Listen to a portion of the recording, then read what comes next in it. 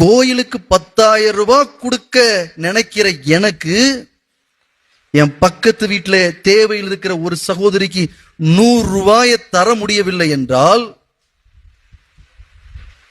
இதுக்கு பேர் பக்தியா? இதுக்கு பேர் பக்தியா? உங்க பக்கத்து வீட்டுல ஒரு ஏழை சாப்பிடாம இருக்கிற பொழுது அவர்களுக்கு ஒருவேளை உணவை உங்களால தர முடியவில்லை என்றால் அதற்கு பேர் பக்தியா?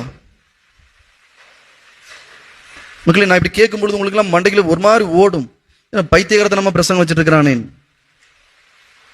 அன்புக்களே, இதுதான் இறை வார்த்தை. நான் சொல்லல, இறை வார்த்தை சொல்லுது. ஏன்னா ரொம்ப தெளிவா விவிலியம் சொல்கிறது, என் கண் முன்னே இருக்கக்கூடிய என் சகோதரன் சகோதரியை என்னால அன்பு செய்ய முடியவில்லை என்றால் எப்படி நான் கண்ணுக்கு புலப்படாத என் ஆண்டவரை அன்பு செய்ய முடியும்? அதே இறை வார்த்தை அப்படியே தொடர்ந்து போகிறது. எப்படின்னா, என் சகோதரன சகோதரியை அன்பு செய்ய தெரியாமல் நான் கடவுளை அன்பு செய்கிறேன் என்று சொல்பவன் எல்லாம் பொய்யன். பொய்யன்.